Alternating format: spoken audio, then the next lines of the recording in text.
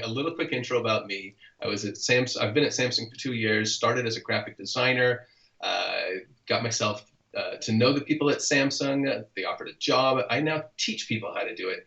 What I was about to say was I hit a huge milestone not too long ago. I hit 1 million downloads for my content on the Galaxy Store. So that's watch faces and themes. Blew me away. I had no idea that I had so many downloads. So love what I'm doing now that I get an opportunity to teach the folks out there how to design for Samsung. Joining me today is Diego Lizarazo. He is my counterpart. He is in Atlanta on the East Coast. I am in the San Francisco Bay Area. My specialty is teaching about design. Diego's specialty is teaching about coding and doing a little bit of the back end. So Diego, just a few seconds. Just introduce yourself. How long have you been at Samsung? Well, right now over like year and a Okay. half, and like you said, a lot of the things that I do is also talking with developers, showing them some content, letting them know how they can create awesome apps or games or in general like mobile applications with Samsung. And the cool thing is that well, right now, like tomorrow, we're going to start participating at Indicate. So if you are a game developer or if you have any interest in games, I would recommend that you see us there because we're going to have a booth, we're going to connect with game developers, and next week we're going to have a presentation. So we kind of like complement each other. Like Tony's job is more on the design side of things, so obviously he has more of an artistic design eye than I do, and I can like go more for the programming. Although sometimes we can help each other, like in this kind of presentation. Exactly. And today, he's going to be teaching me things that I don't know much about. I know that we do that things with themes, and that's a big part of our store, but that's something that I haven't done myself. So let's see how this Yeah, goes. Let's see if I learn something just along with you you guys. definitely will. A few more things. Please ask questions in our chat. Diego will be monitoring that. If it's something that we can't answer right now live, what you can do is go to our website, developer.samsung.com, and you can submit a support request there. If you throw my name into it, then they will feed it over to me, and I'll actually get a chance to help you out. You can also read blogs, news stories. We got lots of videos. If you've seen any of my other videos, they're all on YouTube. Another thing that we did new this year is our podcast. We have a podcast called POW. Wherever you subscribe to your podcast, just search Samsung POW. Lots of great interviews on there. I actually interviewed Diego, interviews with myself, but of a lot of other Samsung people and developers outside of Samsung that have had a lot of success. So with that said, let's dive into Theme Studio. A few things about Theme Studio. Theme Studio is for building phone UI themes for Samsung devices. It is not really a design tool. So you do still need to use programs like Photoshop and Illustrator to create your graphics. Diego, I know that you were actually doing a little research on alternatives for people who don't have Photoshop or Illustrator. Can you share what are some other design tools that people could use? Yeah, absolutely. So one of the biggest ones is GIMP that is free, so you can download the version for Windows, for Mac. I think there's one for Linux, but I haven't downloaded that one. So that one has like some of the same options that you have in Photoshop. It's not as professional, obviously. And if you want something that compares kinda to Illustrator, so for vector graphics, you can go for Inkscape. But there are other things, and you can compare those, you can check those, that quite likely we will put in the notes quite at some point. And those have to do also like with open source or free versions. So you just can look for that, like free image editor or free like vector graphic editor, and you can find things like paint.net. But those two I do recommend. I use them all the time. So GIMP and Inkscape. So those are really And I recommended. think really the only requirement is that you need to be able to save JPEGs and PNGs. PNG so that you can have transparent backgrounds, and JPEG so you can do a nice big full screen. So yeah, whatever graphics tool you can use that can generate that, you're free to use. Um, so one thing I want to chat about is imagery. If you noticed on my design here, and we will go into detail about how I designed that, Mhm. it's the graphics. Where do you get your graphics? We love it when designers create their own custom graphics that you own the rights to and that you're sharing to the world. That being said, it is really easy and tempting for people to go out and just grab images off of Google Images or other areas. Don't do that. You don't own the license to it. That's not something that you can publish. So you need to either create the graphics yourself or obtain the license to use somebody else's graphics. Now, ways that you can do that would be, if you went to a stock photo website, some sites, they all vary, so you need to check the licensing requirements on each one. Some will have a license that does allow you to distribute the graphics in an app. So that is very key to check that. Sometimes you have to pay for what's called an extended license. Images can get pretty costly if you do that, but it's up to you if you decide that you want to pay for that extended license. So if you are going to use stock imagery, you do need to double check that you have the license to distribute those. You will see also on the store, on the Galaxy Store, that sometimes there are branded content out there. You might see something with, the latest movie or some characters or whatnot that are well known. Designers have gone and obtained the license for distributing those graphics. So you cannot just go out, let's say like you're a fan of, what's it called? Bob's Burgers. It's a great show. You love those characters on there. You find them on Google Images. You can't just go grab those and use that imagery. You have to actually contact that studio, get the license to use the material. So all that out of the way, just if you can create your own custom graphics, hey, that's awesome. So how do you get access to the tool? The tool is free, but you actually have to be selected to gain access to use the tool. And you do that by an application process.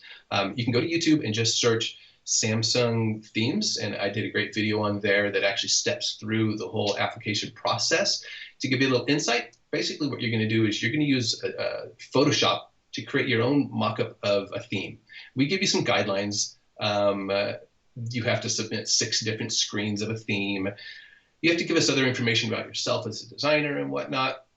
But you take that mock-up that are just flat JPEG pictures of your theme concept, and you submit it during what is called the open window. So several times throughout the year, we will have an open window. Coincidentally, the window just opened yesterday, I think, and it's open for 2 weeks. There'll be another window opening at the last of the year. I think it's December 9th for 2 weeks. So it's the 9th to the 22nd. During those open windows, that's when you submit your application.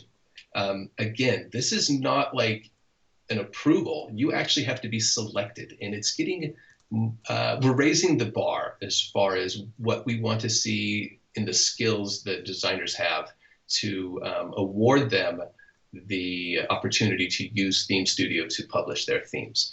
So, but it is all free, so it does not hurt. You can definitely give it a try. Watch that video. I give some great tips on that. And that leads us to Theme Studio. So I am going to share my screen. So here we are. We are looking at Theme Studio. I've got a basic wallpaper here. What I'm going to do is I'm going to actually walk through just a bunch of the buttons, all the options here of my completed theme, so that we can all see what the completed theme looks like. Then we're going to go back and we're going to build it from scratch. So over here in the sidebar on the left, these different icons represent the different sections. These are the areas that we'll go through and start changing our options. I always like to start with the second one here, which is the wallpaper section. You can see I've got my single wallpaper. This is an image that I created in Photoshop. Yeah. Well, if I jump right to, let me close this here. If I jump to this section here, this is the very first one, and I start dealing with colors and whatnot, I just don't have a feel yet for what is this theme. So exactly. Because to me, I'm going to be, pulling colors out of this image here that will influence really what the theme's going to, be built for. So, so this is our single wallpaper. You can see the image here is 2560 pixels by 2560 pixels. The reason that it has to be so wide is for different devices. So whether it is a tablet or just one of the different phone screens, the image needs to be this squared image. That's why it is such a big image that you see. We have our lock screen. This is where you can start to have a little fun. You can either have a static lock screen, which is just that simple wallpaper. You can have an animated lock screen, which is what I'll show you guys how we built this, but we've got some fun animation happening. This is an older tool within Theme Studio. After they had this tool released for a little while, they realized, you know what, let's give people the opportunity to just upload a video. So what I did is I used After Effects, and let me just jump over here to another browser window. You still should be able to see this because I'm just switching to another tab. But this is an After Effects animation. After Effects is another program by Adobe for doing motion graphics. I just did a real simple motion graphic here of our waterfall falling off of our floating island. So that image I brought in over here, you can notice there is a little tips icon. Every once in a while, you'll see this little button here. If you click on that, you'll get some important information. So it says here on the video, you can upload an MP4. The resolution must be 720 by 1280. It can only be up to 100 megabytes, and it has to be somewhere between 5 and 15 seconds. So good information there. For each of these, you always provide a default still wallpaper. This is if the user has purchased your theme, but they're like, you know what, I don't want the animation or I don't want the video. You need to give them the option for still having a still wallpaper.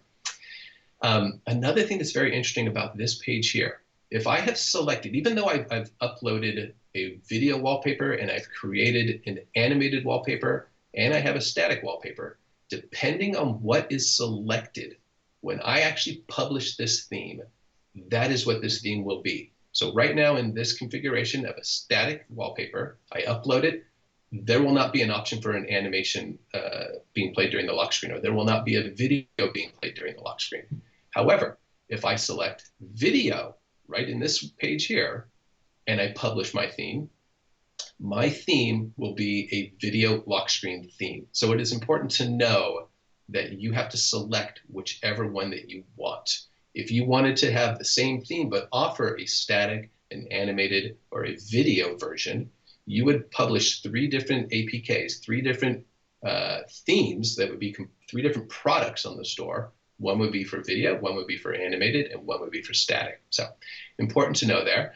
I will go in greater steps when we are actually building out our theme, how to do this fun sort of animation stuff.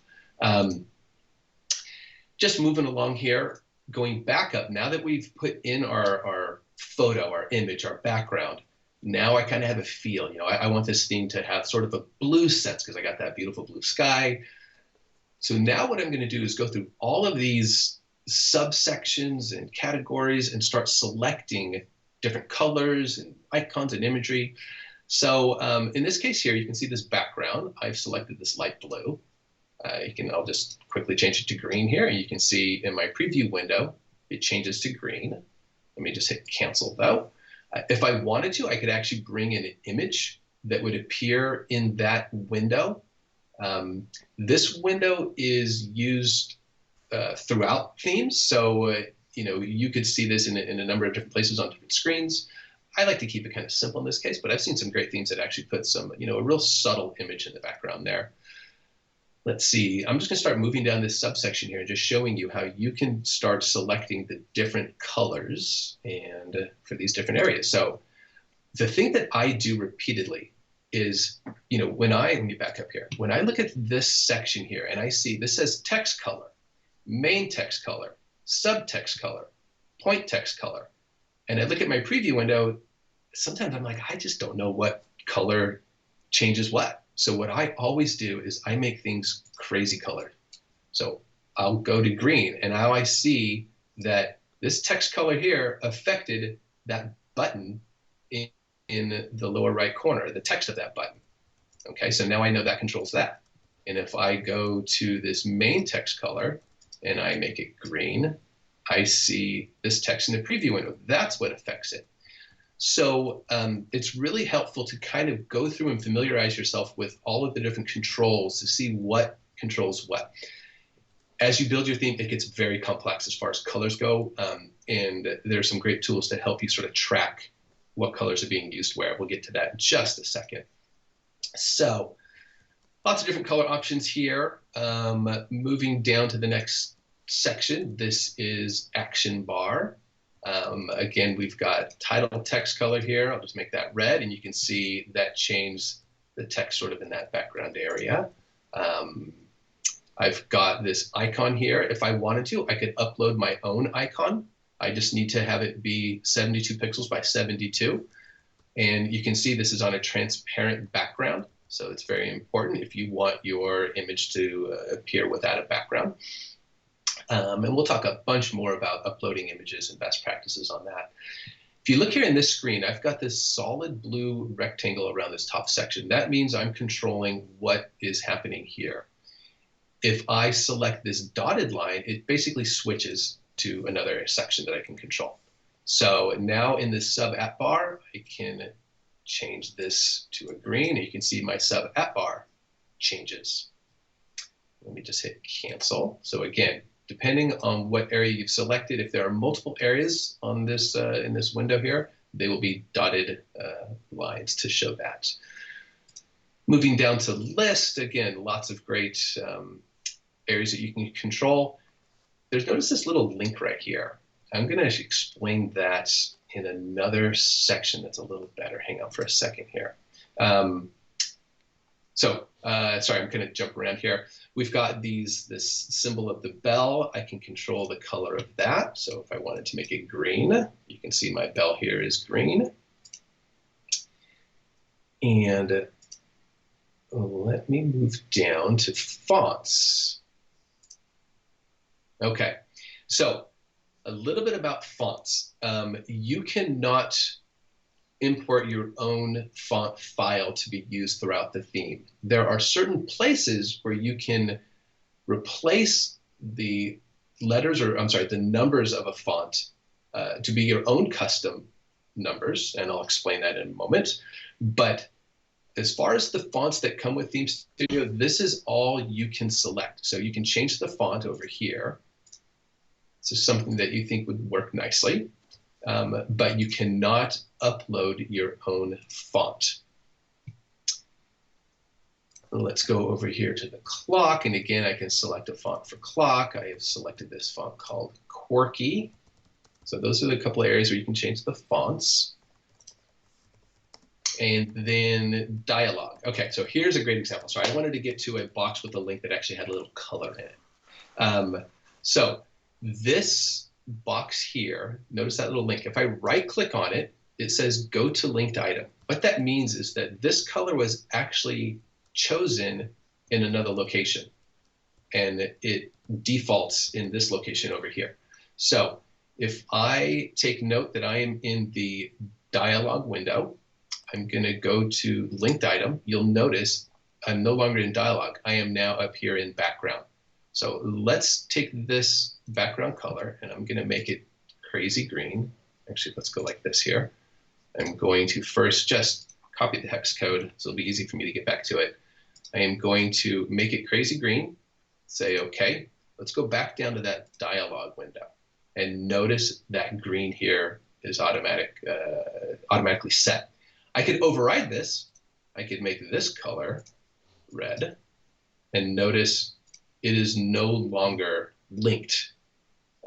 So it's a great way to not have to go and adjust every single color, because sometimes it's nice just to keep using the sort of theme colors that you're establishing on other pages. But this also gives you the opportunity to really customize if you want to get specific with your colors. I will go Control Z to back out of that. I'm going to go back to my linked item. And since I had that hex code pasted in my computer memory, I'll just hit OK, and we're all good. Going back to that dialog window, you can see we're still linked. And again, and whenever you see like this image option, you could click that. And what that means is that you can replace this shape with your own shape. Notice it says 9-patch. I'm going to explain that. 9-patch is a for a designer like myself, I hadn't heard of 9-patch until I started working with Theme Studio. Um, That is actually something that you see a lot with video games. oh, really? Yeah, yeah, because then sometimes they have to deform the shape of an image or something like that, and then the corners still you need them to work perfectly. But let's say a background like a dialogue or something like that, you want the corners to look perfect, Exactly. but then everything in the middle needs to be stretched. So it is used in some game frameworks. Wonderful. Yeah. So I wrote a blog on how to use the 9-patch imagery to explain it. There's an editor in here, but also how to use Photoshop. I will show you guys how to actually do that. But you can go to our developer.samsung.com website, just search 9-patch in the window up there, and it will pull up an article I wrote that really steps through how to use the tool. But I will be showing you guys how to use that. However, in this section here, we are not going to replace it with a 9-patch. I will show that later.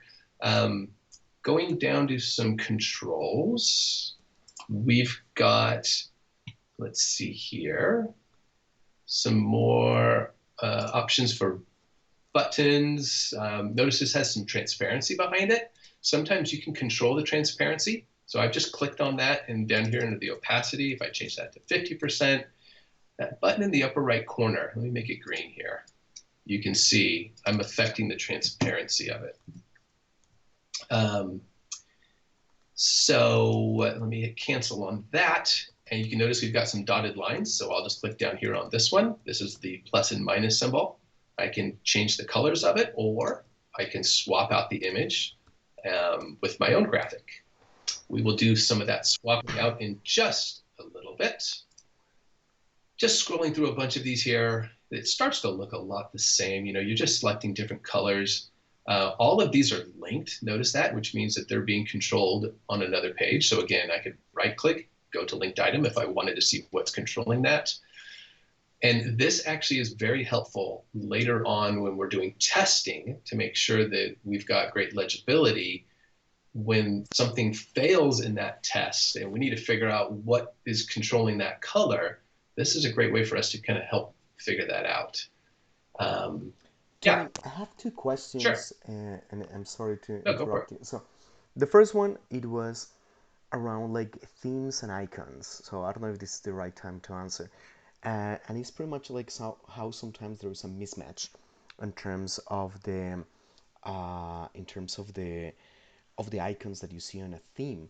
So like my question is, or I think that's a question that Fernando wanted to ask, is are they too disconnected? So could you submit a theme without changing the icons, or are they linked? So if you submit a theme, the icons are part of that package. Okay. When we're actually going to create our theme from scratch, I'm going to show a little bit about other options.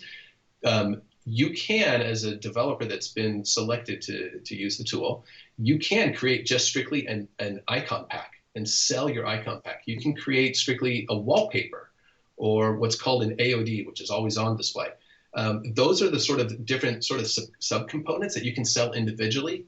Mm-hmm. A theme controls everything. So if someone's purchasing your theme, they're going to get your icons that go with it. So Okay. Because it's quite interesting. One of the things that Fernando was mentioning that is perhaps some of the worst parts of themes. So perhaps the problem is that some of the theme creators decide not to change the icons, and they may clash with the theme itself. yes. So what I've seen a lot is, developers recycling their icons and maybe not really paying close attention to how do those icons work in a new theme. So they've created icons for one theme. They're going to create their second theme, and they're like, I'm just going to go use those other icons. And they bring them in and don't really, have a good design eye to make adjustments. So I would always, check your color schemes. Make sure that your icons Yeah. are easy to read. One thing to note, and we'll dive into this a little bit more, there are certain icons that you cannot change. The Oh, system yeah. uses the default icons. And I'll be able to show some examples of that. But that might be really what Fernando is speaking about, and that is you will see a theme and it'll have a mix of custom icons that the designer had created and then icons that are system default icons, and you're just Yeah, not allowed to change those, so they're not going to fit. exactly. Um, That's exactly what he's got mentioning it. here, Okay. that there are some icons that you can change, so then there's like a mix. Yes. But also, like, there are like some apps that it could be the app creator that pretty much we cannot change their icon, and well, like the theme creator is not going to know. So still, you could have some icons that clash a little bit with your theme. Yes. Exactly. Uh, okay. So good question, and please keep the questions coming. And Diego, just interrupt me every time that someone has Okay. a question. Well, actually, there's another one here. Where do the recent colors come from? I know that you can temporarily save colors, color swatches, but is there a way to input color swatch palette from Illustrator or Photoshop? Not that I'm aware of. I do not. I've not seen any tools or any way to bring in your own custom template of colors. That would be excellent. One thing that is really great is now that I work at Samsung is I know the team at HQ, our headquarters in Korea, that actually are the ones who built this tool, and we are able to give good feedback and insight on to help improving this tool. Interesting enough, the tool was actually just updated yesterday. So when I was preparing for this presentation today, and I opened it up yesterday, I saw that, hey, they just made an update, and yes, things had changed. So it's great. This software is evolving, always getting better and better. If you've got suggestions like that, submit them. Let us know about it, and we will definitely, as long as it's a great suggestion, we will get that into the hands of the right people. Okay, so moving along Yep. here. Sorry. So I'm on the radio button section, and this is a great section for me to kind of show about customizing some of these icons. So you can see right now the default system uses all of these different icons in this window. So we've got different checkboxes, whether they're selected or not selected, or they're empty. I can upload my own image at 96 pixels square. A great starting point is to download this current image. So I can right click on it and I can say download image, or I can select download all. And that will actually go through, and all of the icons you see in this page will get downloaded into a folder. That's a great starting point, because maybe you just don't want to have a blue. Maybe your theme is, orange, and you want to change these colors. You can go through and download those images, make your adjustments, and upload those new graphics into here. I will point out, I'll go through this menu a little closer when we're actually starting our new project, but I want to point out something in the menu down here. It says download all resource images. This downloads every single graphic element in the theme. It can be very overwhelming because you will see icons and folders of just everything, and you'll get lost. You're like, I don't even know where that icon's used.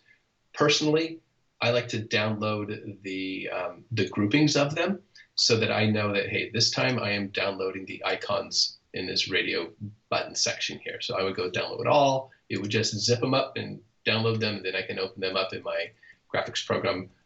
These are all PNG files, so you can be able to open those up and make any sort of adjustments and re-upload those. And we'll have some fun with some of these icons when we are building out our own theme. Let's see here. That's everything on here. We've got an index scroll. Again, just you can adjust the colors here. Let's say my scroll bar background, I wanted it to be, more of a dark blue. I could go with something like that. Notice that my coloring of my letters there, now it's pretty close. Whoops, I'm sorry, I think I hit cancel. We'll just reuse one of these. You need to have good contrast between your letters and your background. You might be able to look at this and say, like, yeah, I can read that just fine. Before you can export the APK file, the APK file is what is uploaded to Seller Office, which is the website, the service that we have for publishing. When you go to upload, when you go to generate your APK file, it actually runs through a test to check visibility. Something like this would probably get flagged and say, what, there's not enough contrast. So you just need to make sure that you are always having good contrast with your letters and backgrounds. So something like that would be much better. Tab. Okay, so here we are. We've got a 9-patch image. Here's my example I want to show for a 9-patch. So a great starting point is to just download this 9-patch image. So I would go download image, and it will save it to my downloads folder. I am going to now switch over to Photoshop. Actually, I'm not going to switch over to Photoshop yet. Sorry. I am going to show how we can edit this 9-patch image using the editor within the tool. So what I can do is this little pencil symbol here. I can click edit. That opens the 9-patch editor. It does not preload the 9-patch image that we saw just right in the same little section here. It just opens up the editor. I now need to go and open up the 9-patch image that I downloaded. So I'm going to go to open. I'm going to navigate to my 9-patch folder here. Let me back up real quickly. Folders. I didn't say this earlier. Have lots of folders in your main theme folder so that you can stay organized, because you will be generating lots of icons, lots of different components and backgrounds and whatnot. So it's important that you stay organized, and file naming is extremely important. Always name it something that correlates to what you're using within Theme Studio so you can find it later. So I've got a 9-patch folder here. I've got that file that I had downloaded. I'm just going to hit open, and it loads. So this is the 9-patch editor within Theme Studio, and I'm going to zoom in on my image here and show you a few things. So what's really unique the way 9-patch image works, it does two different things. One is it can scale a graphic and still keep integrity in certain areas and only scale other areas. And you can determine the content area. Content area meaning the text. So if I look over here in our preview and it says no.1, which is number 1, if this was spelled out like the word number, I would need a lot more space.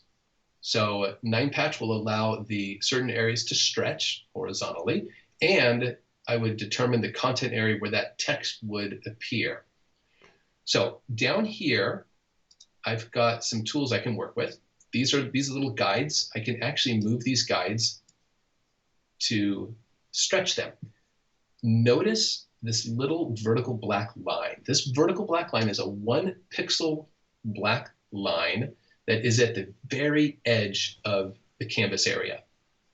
So this black line does not show on your image. So the tool knows to crop out the 1-pixel perimeter of every 9-patch image, and that is not shown. Those are the handles, they're called handles, that determine what stretches, what doesn't stretch. So wherever there is a black line, that is going to stretch. So originally, this guide went to like right here.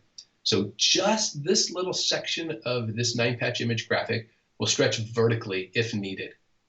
And the same is with the horizontal stretch. I hit the one little tiny pixel right there. I'll stretch it so you guys can see it a little bigger.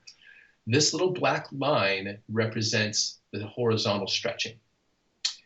Now, I had mentioned about text areas. So if I click Show Content, you get this little purple representation. Let me kind of zoom out so you can see our guides here. Along the bottom, I have a black line, and along the right side, I have a black line. Those lines represent the text area. So if I were to crop this in, that would mean the text can only appear in that vertical area of our graphic. Likewise, if I were to make this smaller, that would mean text would only appear in that small little section. So within our editor, you can stretch these to change the stretch locations of our graphic. You can actually grab the pencil tool and you can add. So there are instances where you want to have 2 areas of your graphic. So you can see I'm adding another stretch area for horizontal. I find it very challenging to edit my graphic within the editor, because the editor only controls what stretches. I cannot change this black line to green or white. I cannot change the shape or the arcs of anything. I actually have to use a graphics program. So now let's jump over to Photoshop, and I'm going to show you how we can change this 9-patch image to be a different image. So I'm going to exit out of this. It's going to ask me if I want to import these changes, meaning it would actually take this new 9-patch image and upload it into my theme, which I don't want to. So I'm going to say no. So let me now switch over. So Diego, I'm just going to, this should be smoothly, but I'm Yeah, going, and I'm going to ask a question go for it. that I have seen here. I don't know if this is something that you can answer, but anyway. Yeah, go for it. WinLink was saying, I have one problem to mention. When you said custom theme in Samsung phone, all third-party icons become different, no rounded anymore. Sorry, say it again. I didn't quite follow that.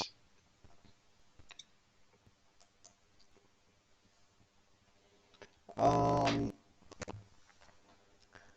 I have one problem to mention. When you said Diego, I think you need some custom water. theme in um, Samsung all phone, all third-party third-party icons icons become become rounded, different, not rounded anymore.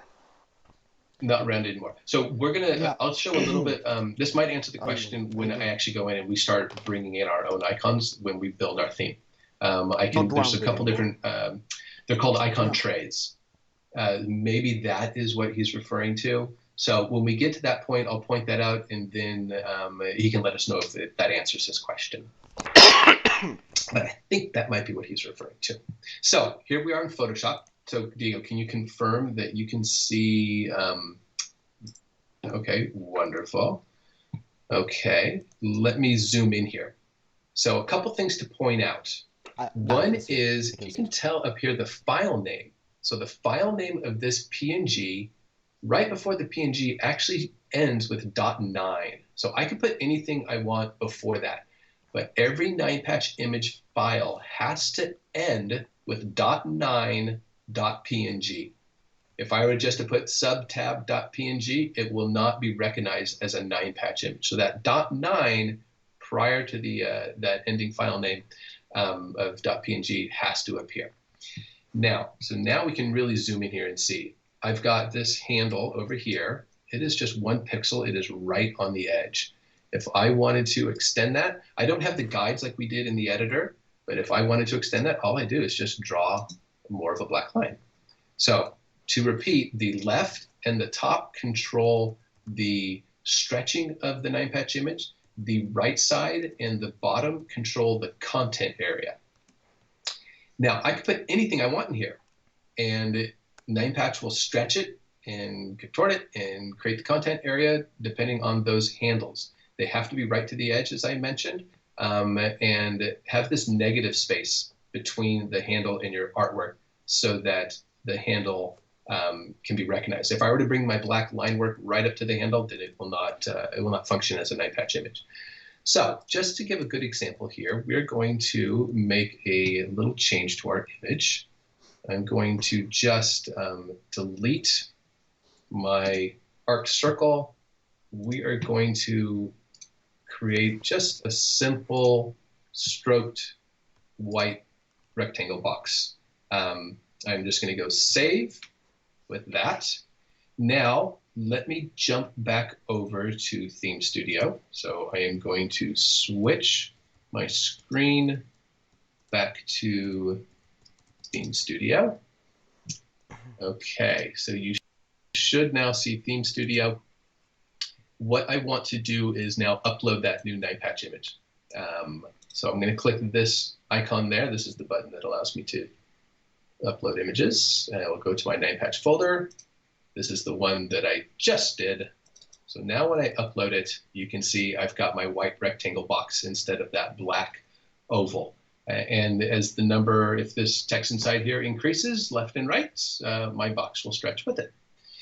Now, that 9-patch image is used many other different places, and you can get very creative with it. Let me show you another 9-patch image. I am going to go back to Photoshop. Just a moment here. And I am going to open up another graphic for you. Just a moment. Okay.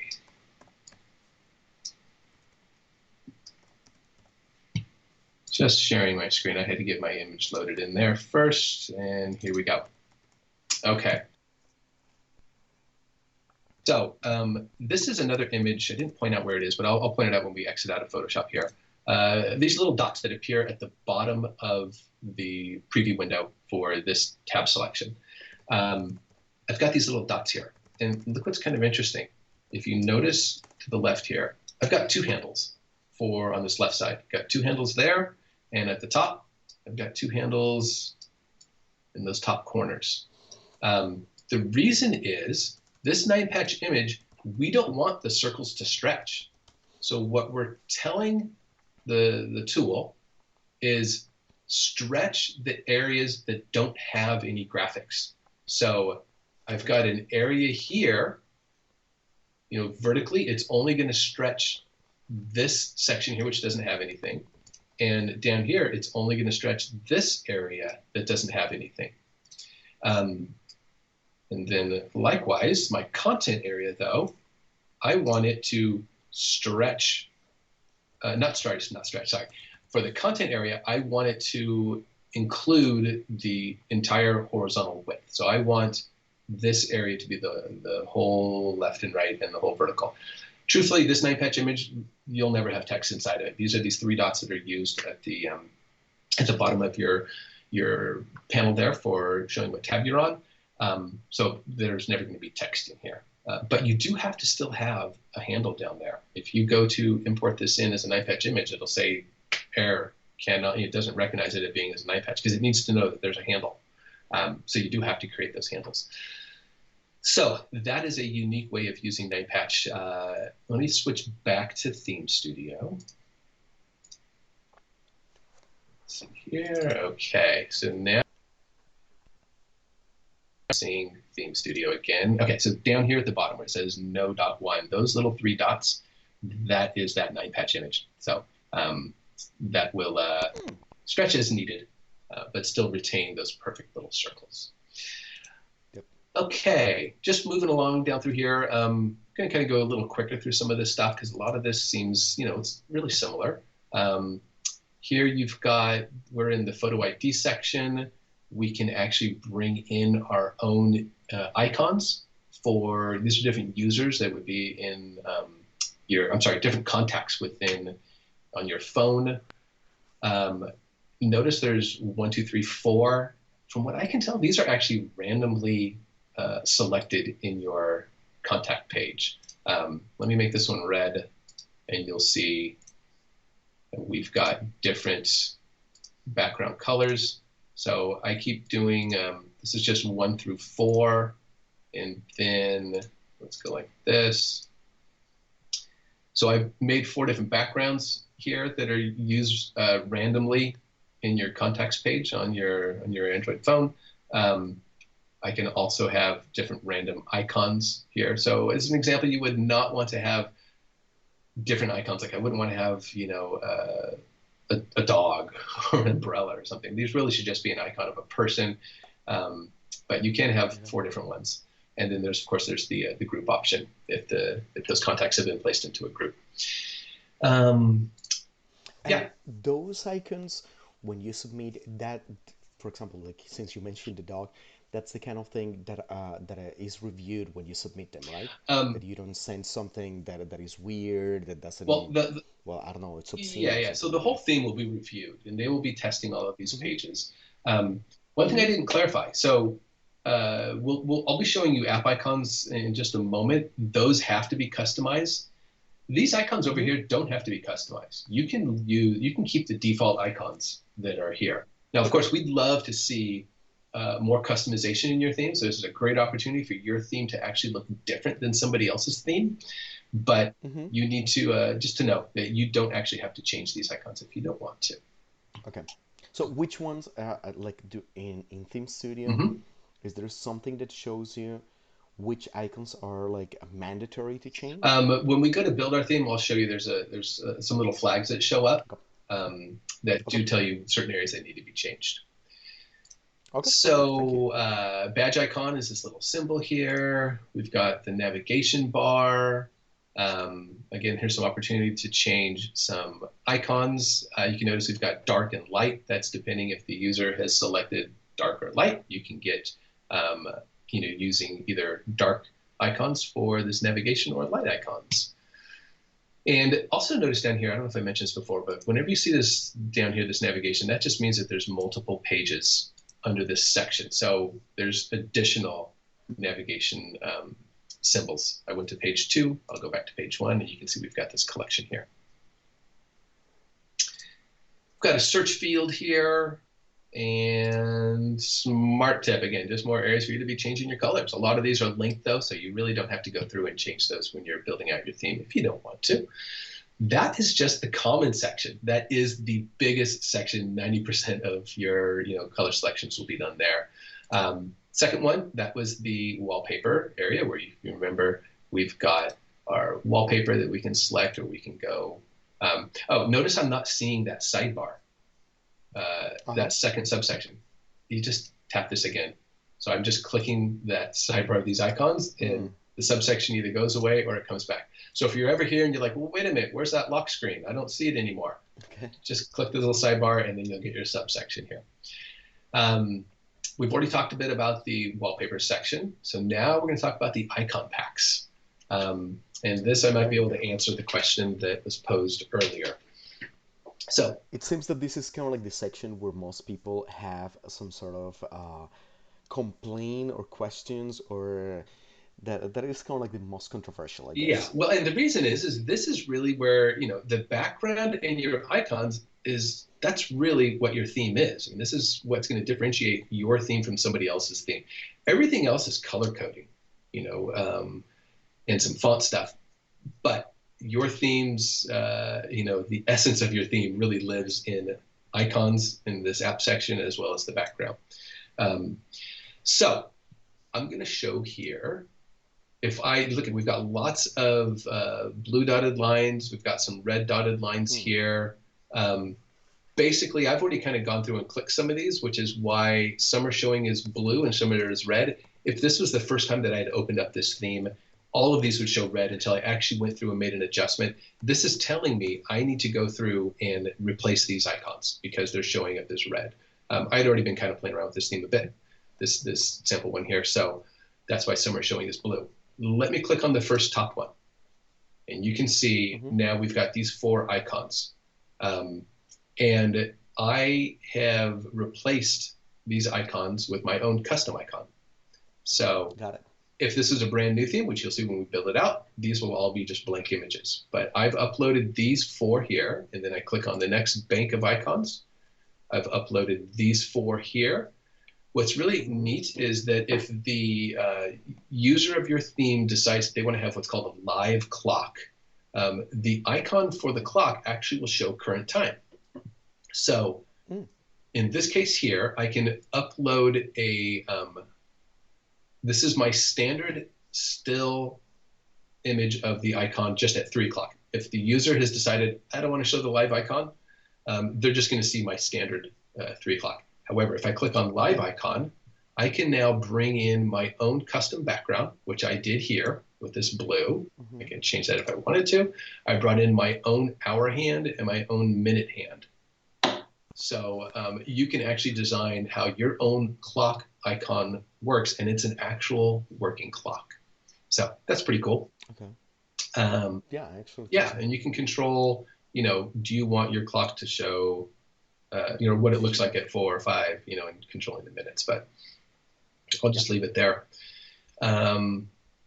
So that is, and there's another instance with the calendar. You can also do what's called a live calendar. So let me kind of just click through some of these other subsections here. Notice that this third bank is red.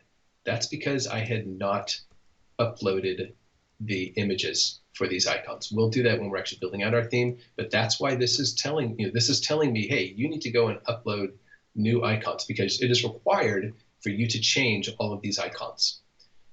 Go down here to the fifth bank. There's my live icon for a calendar. Going to this last bank here, I've got some more icons here, and down to the bottom icons, we got some good default ones there. I'm going to click to the second page. So going to the second page, this is where things get a little interesting. I've got this first bank, which you can see I can select for Side Sync, Galaxy Wearable, Samsung Pay, and Galaxy Themes. But look at these icons here. I can't change them. Galaxy Store, Smart Switch, Optical Reader, Video Editor, and Story Album. From what I understand, the reason these icons cannot be changed is licensing reasons. I think there's some like technology used behind these app icons that we are required to keep this icon as it is. You cannot customize it. So Got it. This is where some icons can start to look different. However, notice in my example here, all of those icons, I have them sitting in a nice circle. So let me go back to the main page here. And in this section here, it says icon tray. So I'm going to say none. And notice down here, this row, if you can see where it says DMB, radio, Samsung Notes, apps, I had not changed those apps. I had not replaced those icons. Right now, they're just sitting on their own. And they look different. I mean, it's somewhat a similar color scheme. They've got some rounded corners, but it's not a perfect circle. And I could see where the person who's watching had pointed out, hey, how come some icons look different and others don't? This is a good example of how that can happen. So you as a designer should keep that in mind, and maybe design your icons to look a little similar to like this. Or this is where you can then create what's called an icon tray, and that just takes the existing icon and puts it into your own symbol. So I'm going to select all apps, and you'll see what happens. So notice all of my icons, regardless if I've changed them or not, they now all appear with my icon tray background, which is this 144 by 144 pixel. However, in my case, I only want that tray to appear behind apps that I have not assigned to be a new symbol. Truthfully, in the completed theme for this, I would be replacing all of these icons so that even these guys here would all be replaced. What that means is that these default 5 that I cannot replace, they are unassigned, which means they will get the icon tray background, which now you can tell this really, really helps these default icons appear similar to my icon that I've assigned, that I've uploaded. So okay, perfect. Yeah. So I think that answers really some of the questions that I was seeing here in the chat. So, and quite likely then is that many theme creators don't know how to do this, so they don't go through the process, and then you begin to see even more disparity between some of the icons that they did change and the other ones that they cannot change or they didn't do anything to modify. Yes. And so I think this would be a perfect thing for you, just to create like a 5-minute video and show people how to do this, because quite likely many would be able to take advantage of that. And since I already interrupted you, there is a good question that has to do with the icons, and it has to do with light mode and dark mode. I don't know if you're going to be talking about that, because also some people are seeing difference. They say like, hey, the icons look perfect on, let's say, on light mode for the theme, but then it changed to dark mode and suddenly like it's not the same. Yes. So it's a great question, and that is a huge challenge. You need to create your icons to work in both. You can when you're creating your theme at the beginning, you can select light mode or dark mode, but you cannot have a second set of icons appear if the user is using dark mode, or if the second, a different set if they're using light mode. Your icons have to work for both. So that is so pretty much the best solution would be for you to test it on the themes creator, just to see something like a compromise, something that looks good on both. Exactly. Yeah. Got it. I wrote a blog on app icons. So go to our website, developer.samsung.com. Just search icons. Maybe put the word Tony in there. I'm going to try to do that and share it on the Okay, chat. excellent. So Yeah, let me see if you can if I find can it, yeah. find So it. I wrote a blog article on designing app icons, so you can check that out. Gives you some good practices on that. I'm going to hit the preview tab right here. This preview tab is when people are deciding on purchasing your theme and they want to see what the app icons look like. They will see this preview screen, and you get some control over what shows. So right now, my background is just black. I'm just keeping it simple, but if I wanted to, I could put an image back there. If I click on representative icons, this little pop-up appears, and I can actually go and select what icons I want to show. So had it shown like this when I first loaded it, this icon here is not a good representation because it's not showing in the tray. It's one of those default icons that I didn't change, so I don't want that. I want to show, one of my own custom icons. So I can go through and actually select which icons appear in that preview. We won't go with voice recorder. One thing to note, and it says it here, alternate cover image. I could completely swap out this image with my own graphic, 1440 by 1440. However, it says here in this little tip, and I'll just sort of paraphrase it for you. Basically, what they're saying is your image still needs to just show app icons. An example, if you uploaded a photo of a person holding a phone pointing at your app icons and use that in your preview window, your application would get denied. It would get rejected because the only type of image that you can upload here is a very simplistic, just show us what the app icons look like. Don't create some sort of marketing graphic behind that. And that's true, you'll see when I start talking about uploading your final APK file to Theme Studio. Again, there's some opportunities for you to swap out images, and they still got to look like the phone UI. You can't bring in marketing graphics. Let's see, cruising through here, we've got a lock screen. This is kind of fun. You can see this is where if you wanted to, for users that have chosen to do a pattern, you can actually control what's being used. So I don't know if you can kind of tell if it's a little small, but I have that little hot air balloon as what you press on and you swipe when you're doing your pattern to unlock your phone. So you can kind of control that. One thing to point out, if you change one image here, like let me go like this. I'm going to go default. By the way, that's what that the little circle symbol there, it just deletes if I've uploaded an image and returns it back to the default. So here I've put a balloon in, and let's say that I'm happy with it. And I'm like, cool, I like the little white dots that show here, and I like the little red fail dot. That all works perfect. And I go to try and publish this, it'll come back and it'll say, warning, because you changed this balloon image, you actually have to go and change the other images. They don't let you just change one.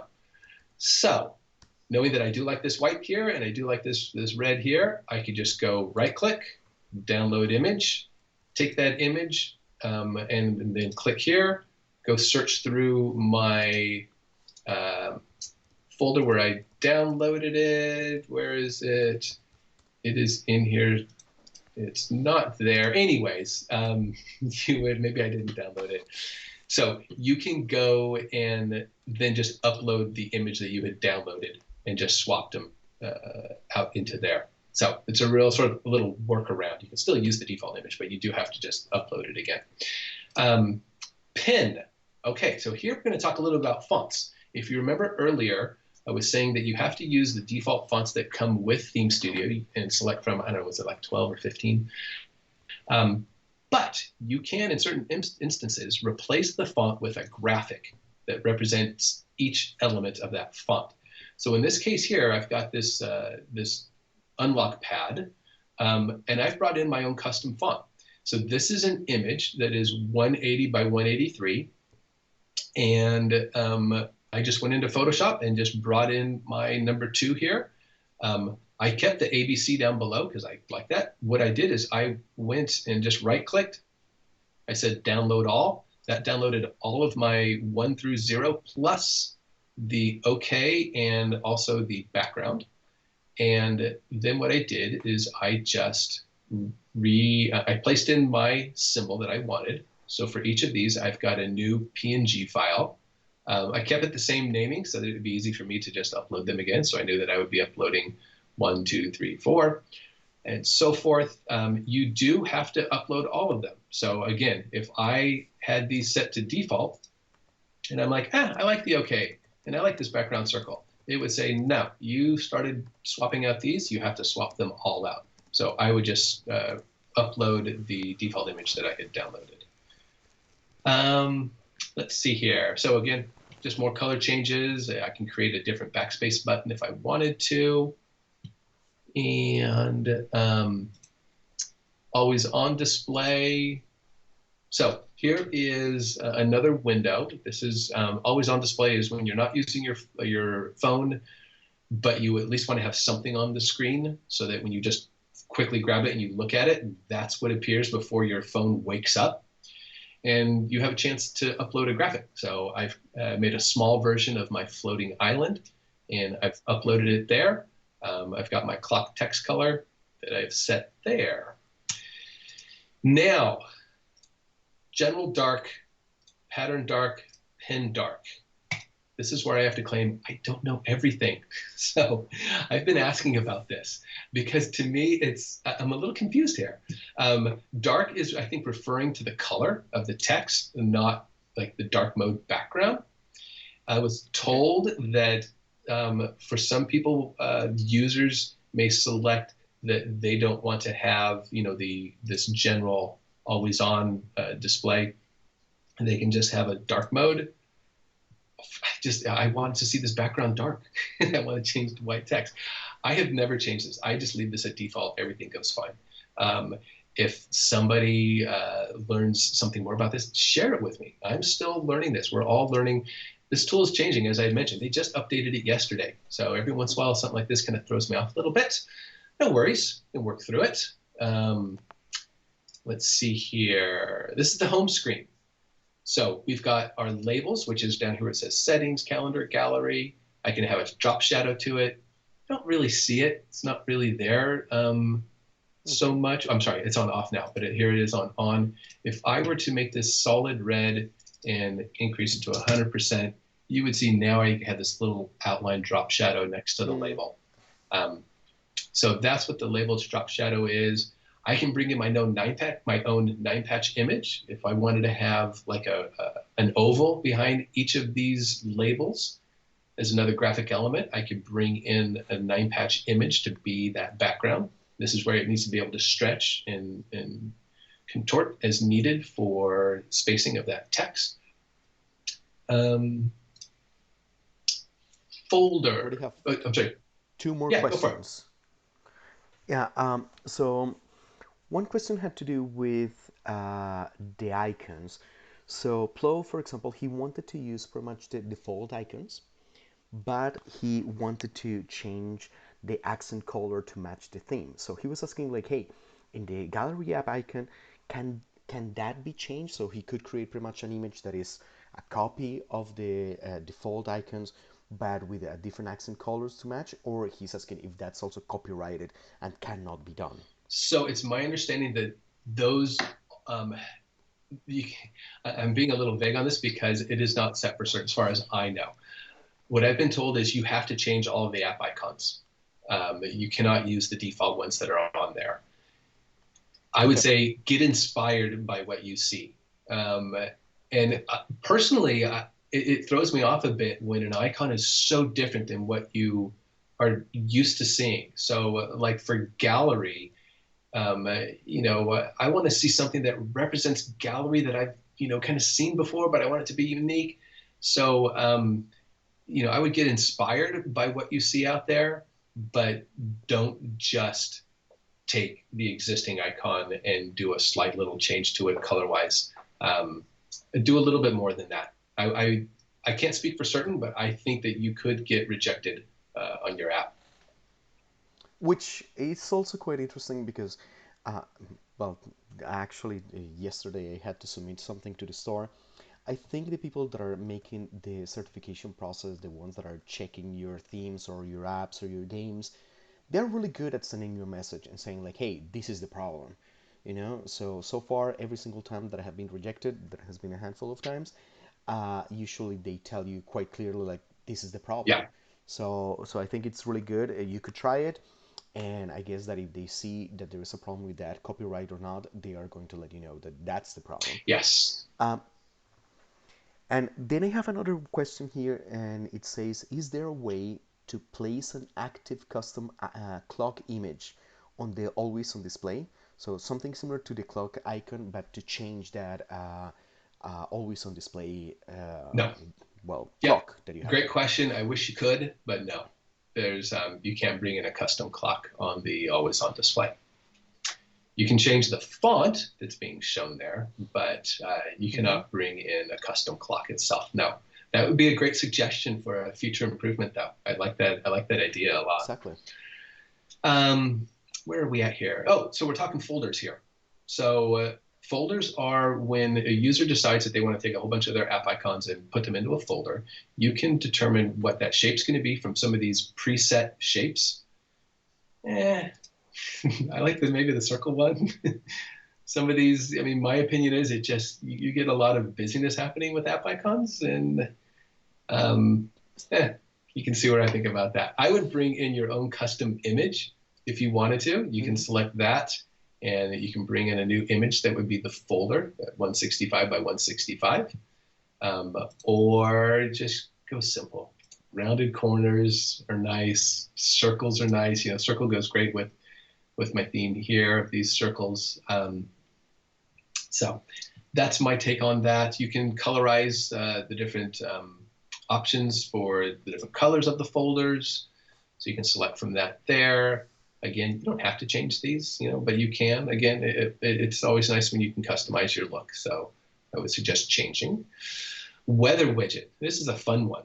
So, and I mean that in a great way, an opportunity for you to really customize. So right now I've got two boxes here.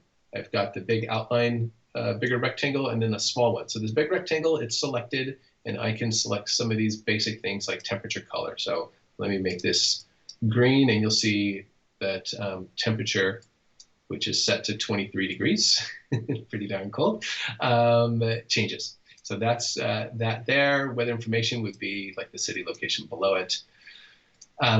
But the icon itself, you can actually have a ton of fun. If you click the small dotted line for the cloud there, now you see Mm-hmm. all of the different symbols that are used to show different weather.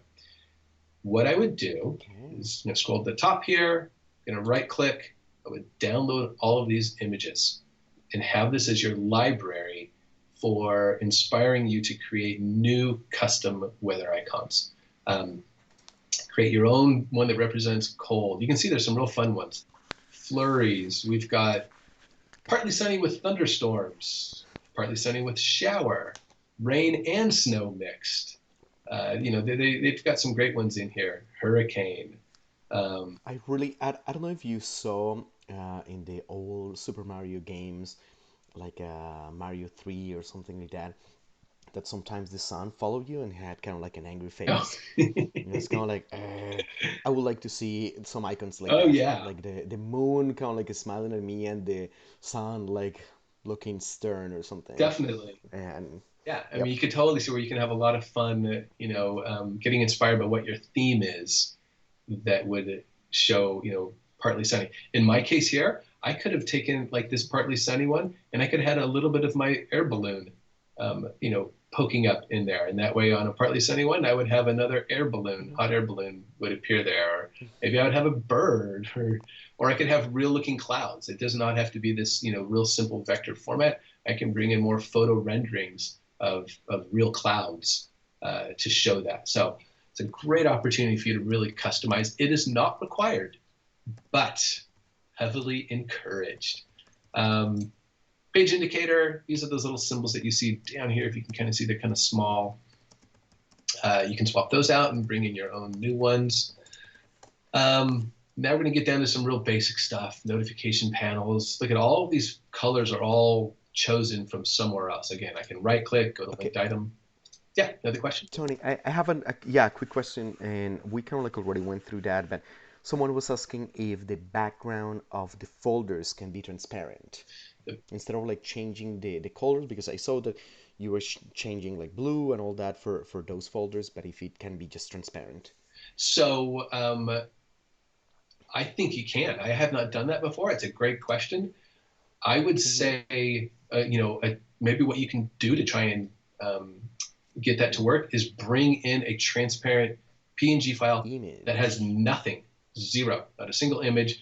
Just make it 165 by 165 and have nothing there, and then upload that image. Tricky. Yeah, I'm pretty darn certain that would work. I don't think it would get flagged either. I don't think that's a big deal.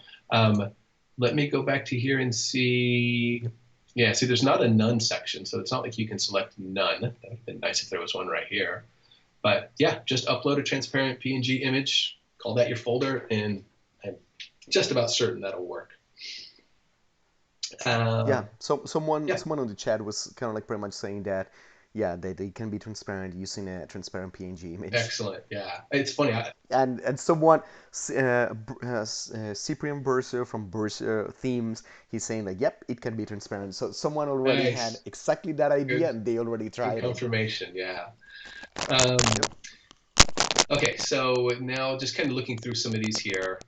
These are all basic selections. So I'll point something out different on this. So I'm on the dialer um, in the basic screen here. I've got a 1 here to show the first screen. I can click this, and it shows the second screen. And notice there's 2 phones on the second screen, and there's 1 phone on the first screen. I learned recently what this is that there are certain countries, they allow your phone to have 2 different SIM cards, 2 different phone numbers. So your one device can actually answer 2 different phones. This is where that user, they would see this dialer, and they would either answer the phone on the left or they would answer the phone on the right. So very interesting. I did not know that. But here you can bring in, let's see, if we change this color to something obnoxious, this is the little screen area where the number appears.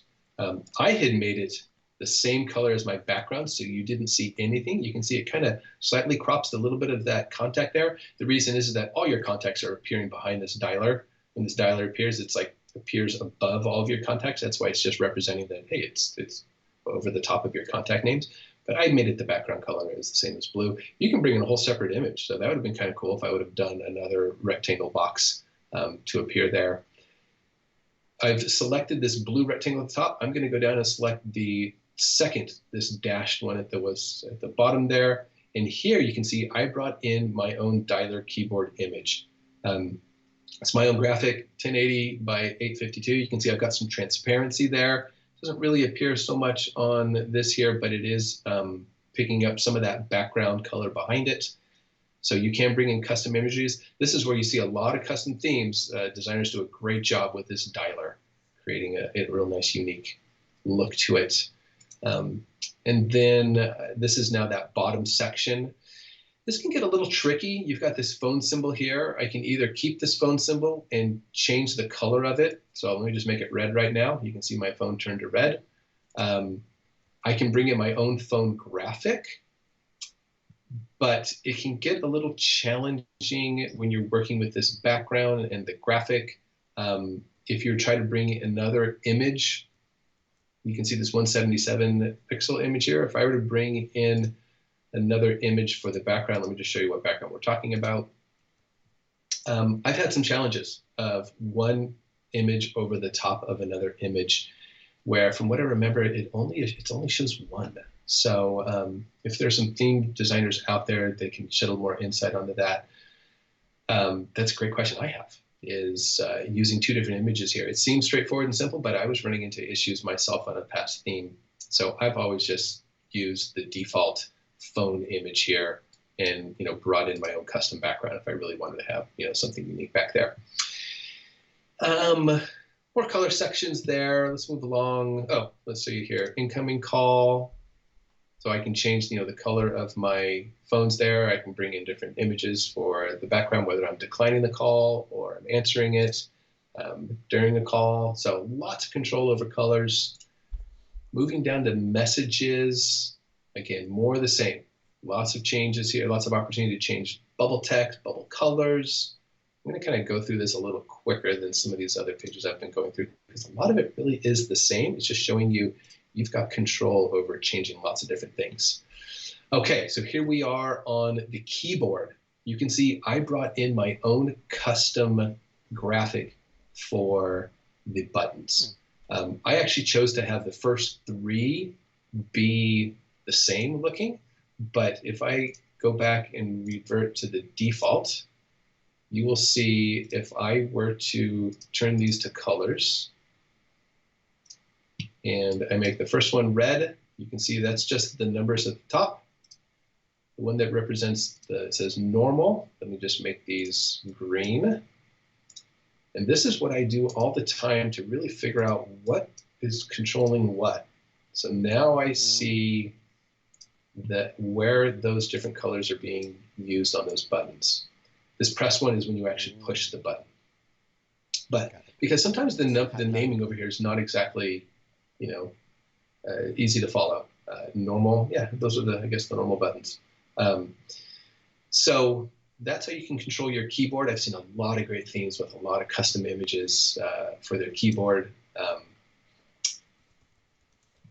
And let's see here, moving along, we've got icons and bubbles, toolbars,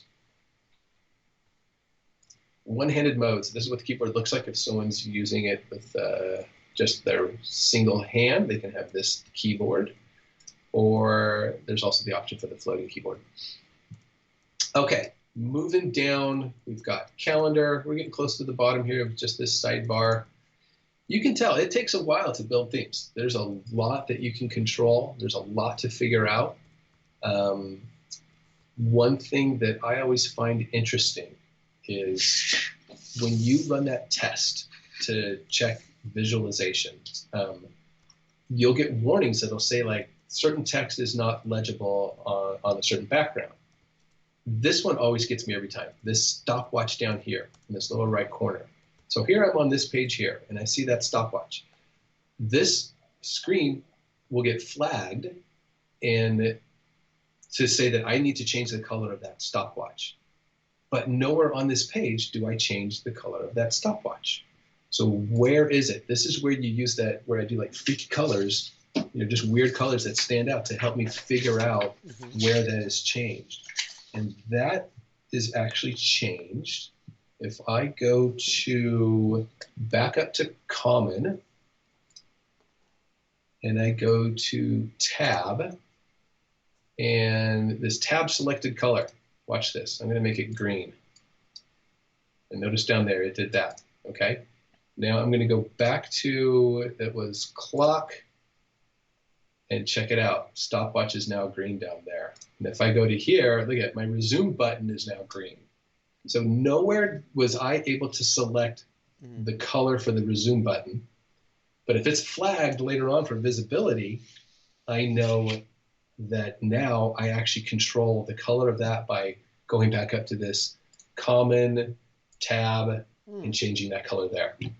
So it can be a puzzle.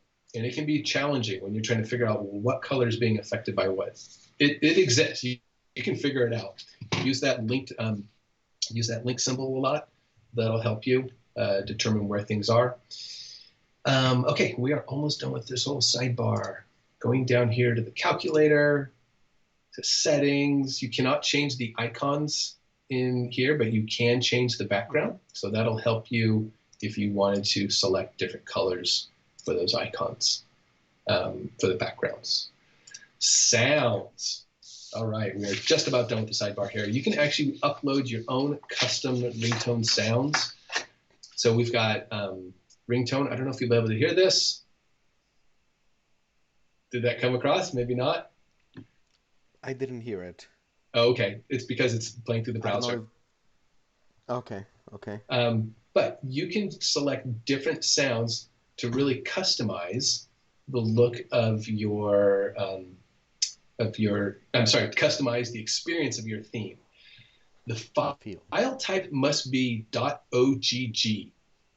Truthfully, I wasn't familiar with this. But OGG. yeah, Yep. you can find, I just did a Google search online for conversion tools. There were plenty of free websites out there that would allow me to upload, my MP4, my WMV. I could upload any different type of audio sound and have it converted to OGG. I read up on what the reason is behind OGG. Just think of it as it's a file type that's compatible with themes. So you will need to convert all of your ringtone sounds to OGG, and you can upload them there. So that concludes our entire walkthrough of the existing theme. Now I want to go through and cover actually building out some of this stuff. So we are now going to switch gears and create a new project. So we're going to talk about this menu screen here. This is where I would select, am I going to create an entire theme? Am I going to create just a wallpaper or just an icon pack or create just an always on display? So I can select a new one there. If I wanted to open an existing theme that I had created, let me actually explain first by saving. I didn't talk about that. So you build your theme and you need to save it. You can either save it to your computer or you can save it to your server. I personally love saving to my computer because I know I've got that file on my computer. You can save it to server. Server is an awesome option if you're using a shared computer.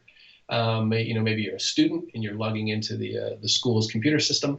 Save it to server, and that way you don't have to worry about saving the file type to a hard drive. But if you want to actually have the file in your own possession, save it to computer. So when you go to open a project, you can either open from computer or open from server. So that's what that option is there for open. I'm going to explain a few more things here in this menu. Save project as 2020. So what this is that this theme is compatible with Android 10. Okay, they just released Android 11. Samsung has not pushed out their update. That'll be happening at some point soon.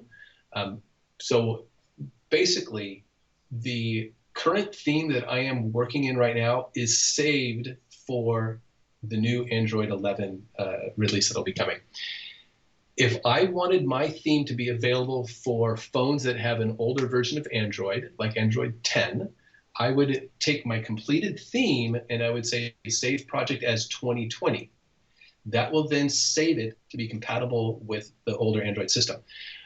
So the reason I'm bringing this up is that when a user's on the Galaxy Store and they're looking to buy a theme, if their Android device is running Android 11, only compatible themes for Android 11, which will be project saved as 2021, only those themes will appear in the Galaxy Store for them.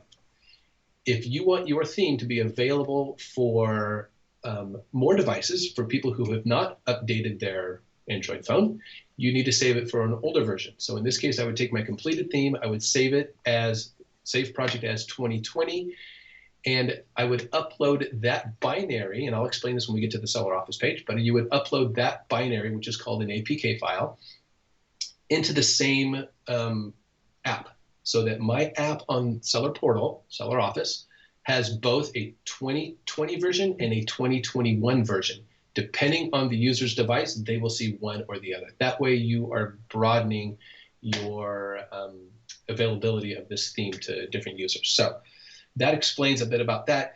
Had we opened up Theme Studio 2 days ago, this would have said save project as 2019. So this is a new update that they just added, the ability to save projects for 2020 and the upcoming Android 11, which is 2021. For users, for theme designers that are already active on the Galaxy Store that have themes out there, I highly recommend you're going to need to go back to all of your existing themes and open them up and save them as 2021 so that they are compatible when Samsung pushes out the update to their devices for Android 11. So that's that on some important information on saving your project as different versions. I have a Yeah, go for question it. for you too. Akil is asking how many themes can we save on the server? He is of the impression that you can save up to 10 themes, but I don't know if you know if there's a different I number actually, or no I idea. have no idea. I've never had that question posed to me. That's a great question. Let's find out the answer. Let's jot that down, um, Hmm. and get the answer to that. I would suggest that the person who posted that question, Hmm. go and submit us that support ticket. Go to developer.samsung.com, go over to contact developer support, submit a support ticket, and just ask. Throw my name into it. Say, hey, Tony, and I'll be the one that actually figures that out, and I'll respond back to you. I'll be responding back to you just through our support system, 1v1. But that's a great question. I would love to know that. I am sharing on the chat. Ah, well, Cyprian seems to know, so he's going to send us. But in any case, I just share on the chat the link to submit a support ticket. So in Okay. case they have any other questions afterwards, they still can use it. And but I think Cyprian may be able to give us an answer. Okay. Excellent. I love that. Okay. Kind of moving down the menu here, we've got export APK. This is what you're going to do when you want to export your file for uploading. You could actually select upload APK file to Sellerport and do it straight through this browser window. I've just always seemed to, I just open up my Sellerport Office page and just upload it manually that way. So you can do it that way. Let's see here. You can export a preview APK. I think that just exports gives you a preview of what everything looks like. I'll show you that in just a moment. Apply to device. This is where if you've got a Samsung device and you want to check out what your theme looks like on your device, which is a great way to go through and really see Mm. everything about it. I will tell you, there are different ways to connect your device, depending on your computer, your operating system, what your platform, your Mac or your Windows. There's different ways to do it. I'll give you a couple little tips on that. Let me grab my notes here. If you are on a Mac, an easy way to do it is use Android file transfer. So you can connect your device through USB. Use Android file transfer to transfer the APK into your downloads folder, and you can just install it from there. You can also use Terminal for those that are familiar with using Terminal on a Mac, and you can connect through Terminal. We've got some pages on our website under the Design Galaxy Themes that can give a little more detail on connecting your phone to do testing. For Windows users, you can use Samsung Smart Switch app, and you can also just take your phone and connect it through USB and just copy the file and install it that way. So real simple for Windows users to test their themes on.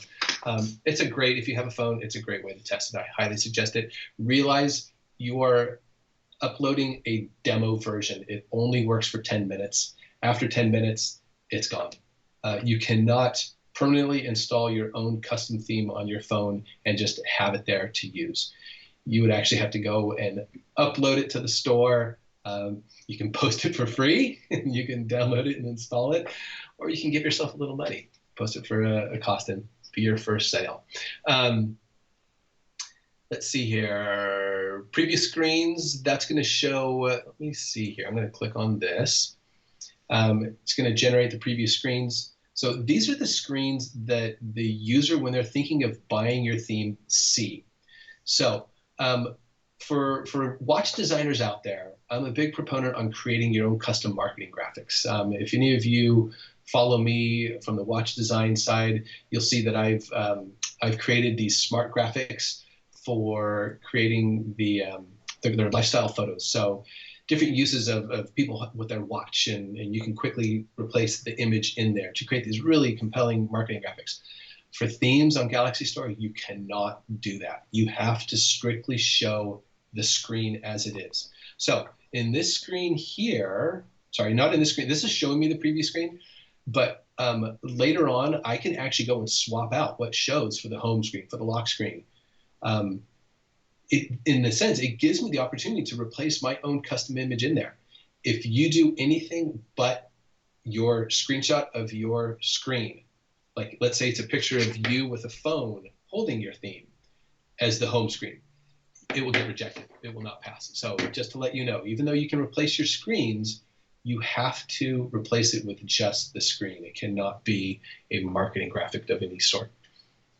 So a little clarification on that. We're almost done here. Just some basic settings. Notice just tells you like different updates that have happened. About's just going to be your basic about window, about what version software. Visibility check. Visibility check is a great tool. This is what you need to do before you export your APK. I'm going to go ahead and click it here. I'm not sure what's going to happen because I know it's not complete.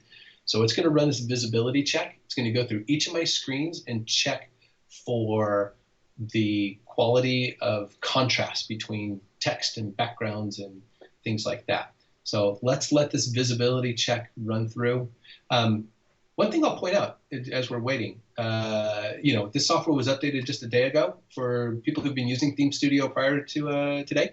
Some things like Iris Mask have been removed. You no longer can bring in your own custom Iris Mask.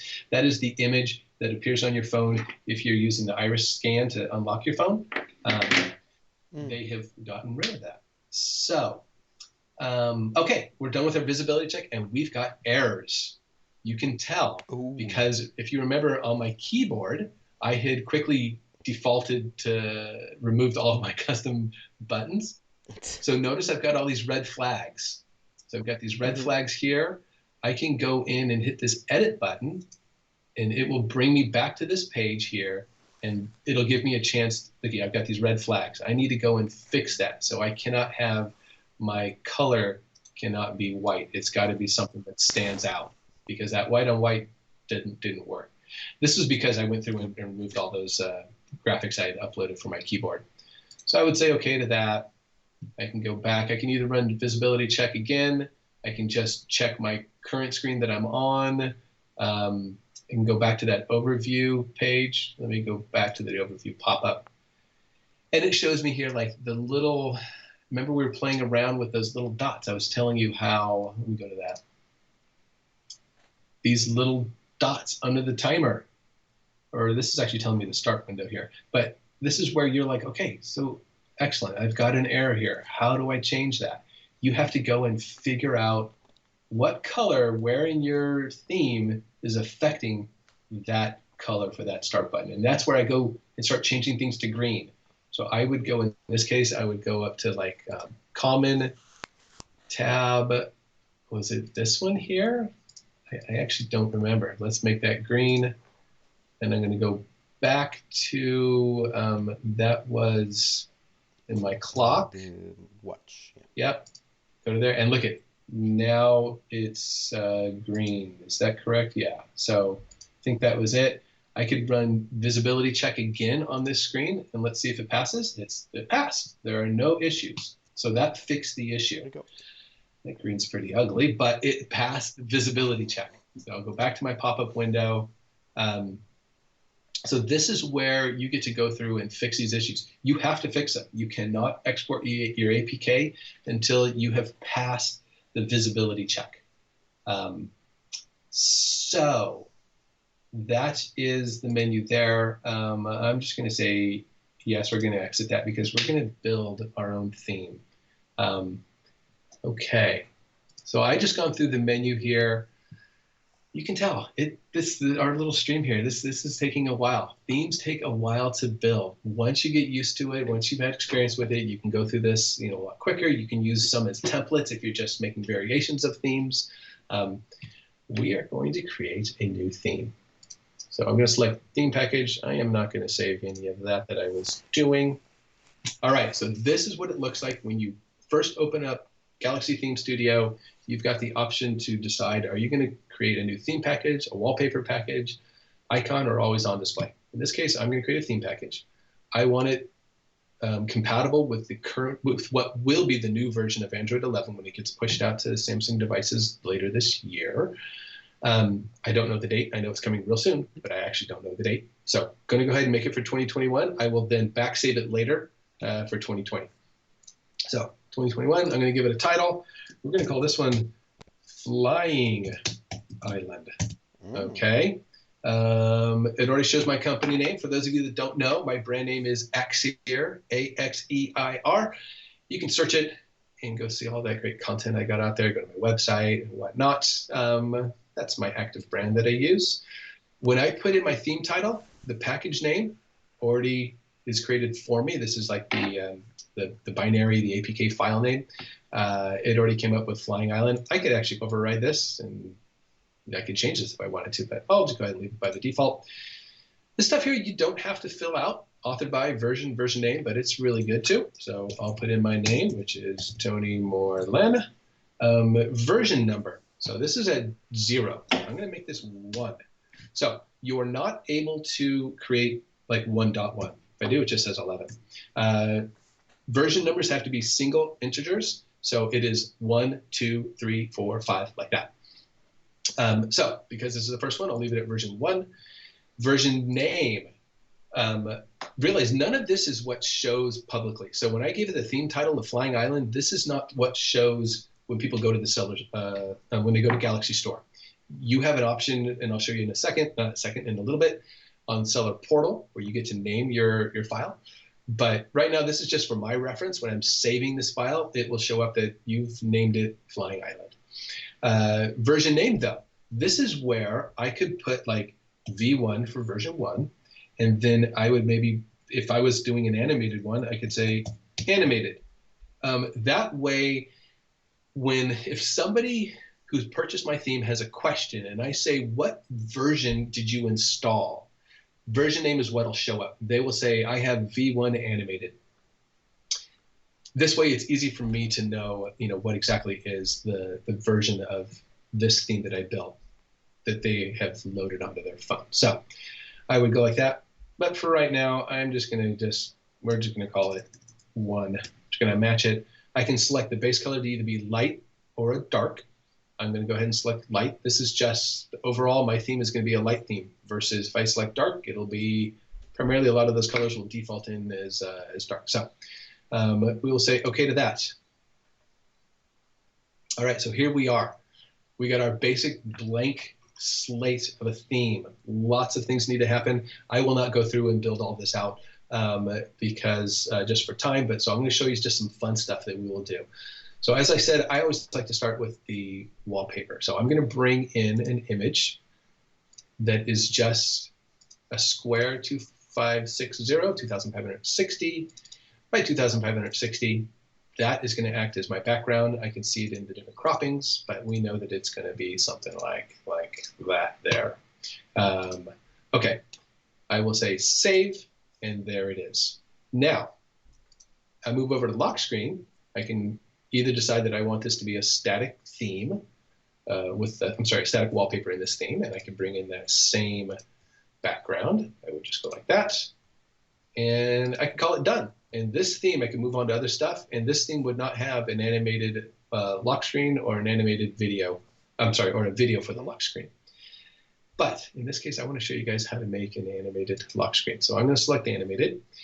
You do need to still bring in a still image. This is if the user has decided they don't want to have the animation show, even though they purchased the animated version. So you still bring in a still image, which is 720 by 1280. But here's where you can start to have a little fun. I'm going to click here on animated and start to build out an animation. So I'm going to bring in a background. So I've got this graphic I've already created.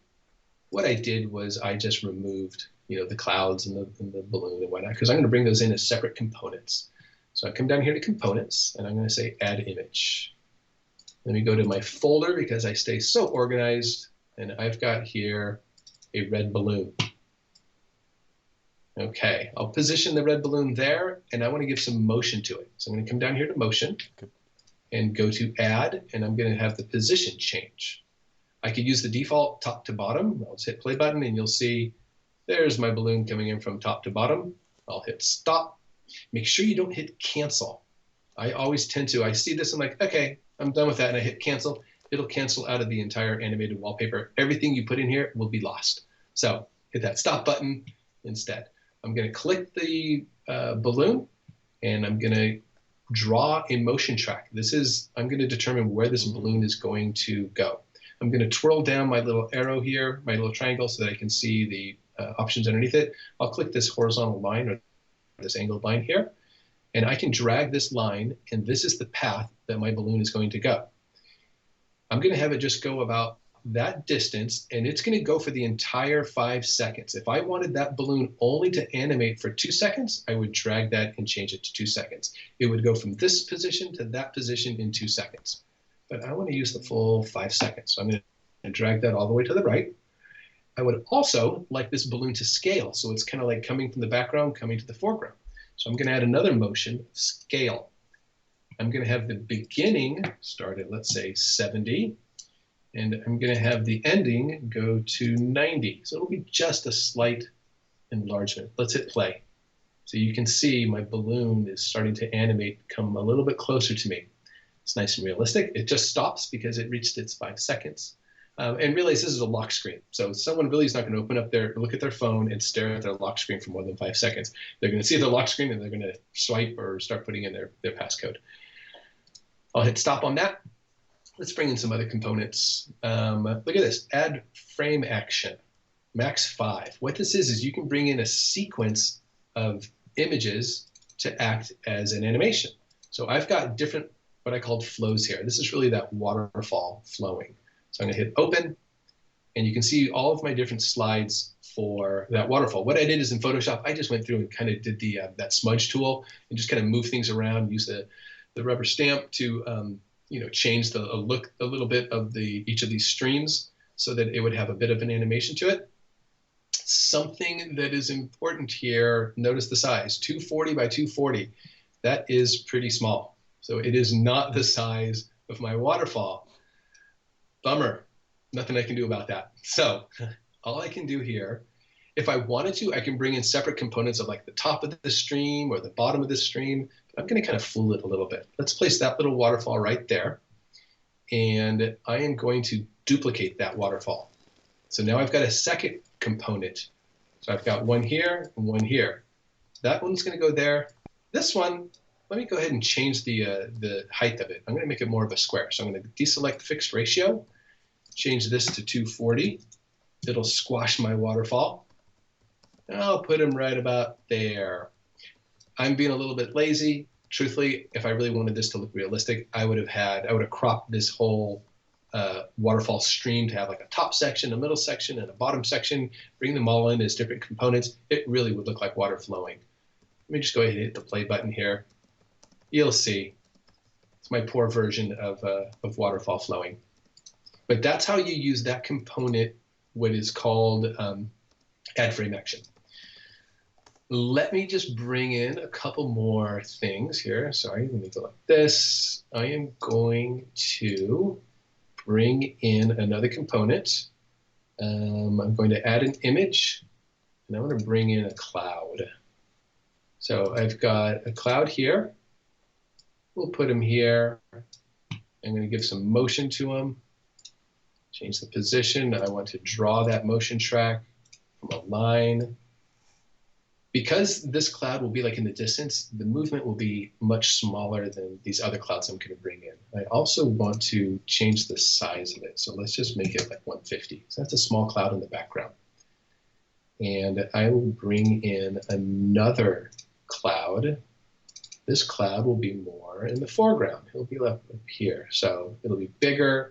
And to give a little more realistic look to it, the motion track will be longer because since it's closer to you, it'll appear longer, that it's going faster.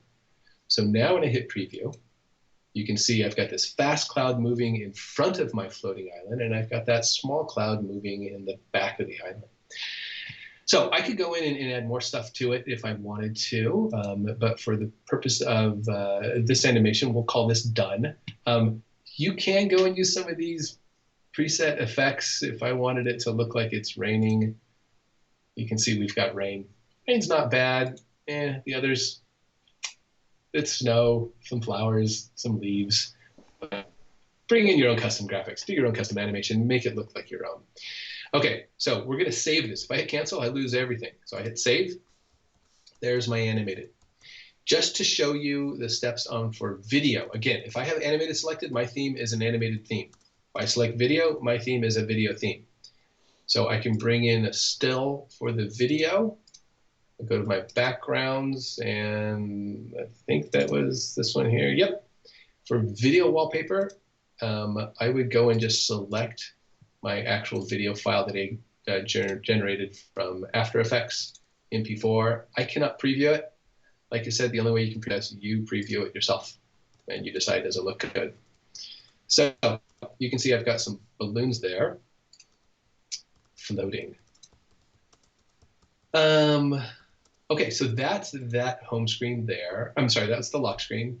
Home screen here, this is just your default home screen. So I'm going to bring in that same background that I used,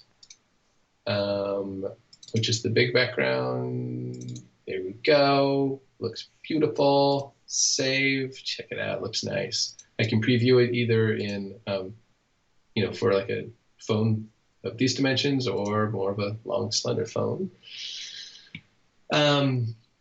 So I pretty much covered all the app icons earlier when I was going through it. So I'm not going to go through and take the time to replace all of those. We pretty much covered that. And a few other things here. So, the person asked about on this lock screen on the AOD for the clock, can they bring in a custom clock? The most you can do is bring in a custom image for each of the digits. So if I wanted to, I could go through and replace these with unique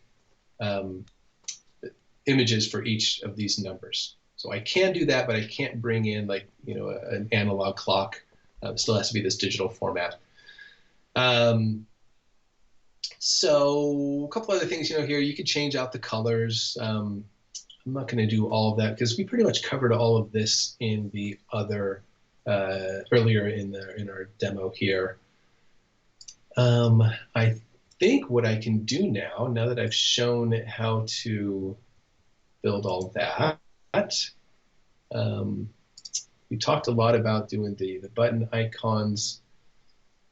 Let me go ahead. We're going to pretty much wrap up as far as the demo goes, just for sake of time.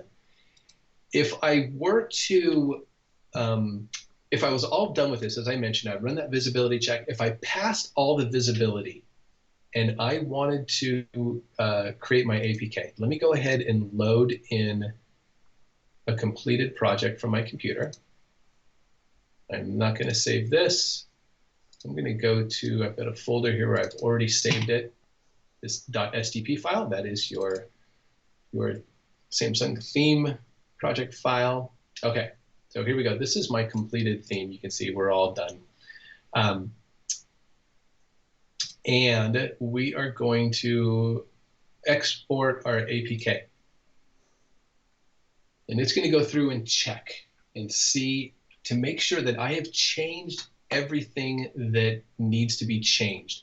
If I have overlooked swapping out images or changing colors that needed to change, I would get a notice like this. So look what it says here. All of the required rules must be changed before exporting this project to an APK file. The lock screen pin dark keypad. You guys remember, that was that keypad here where I was like, I'm not quite sure what this does. Because I have I have started customizing this one up here. Like I customized this here, I actually have to go through and customize everywhere. So even this general dark. So I would have to go through and swap out these images. I would have to swap out, all of the customization that I did in this non-dark version, I would have to do in the in this dark version as well. So this is where the Theme Studio has found that my APK is not complete. If I were to go through and make those changes and I would export APK again, it would maybe find another error. And it would say, hey, you didn't change the text color on the notification screen. And I would go, okay, now I have to go change the text color, go to export my APK. So I would keep getting those notifications. Eventually, I would pass. Hang on for just a second.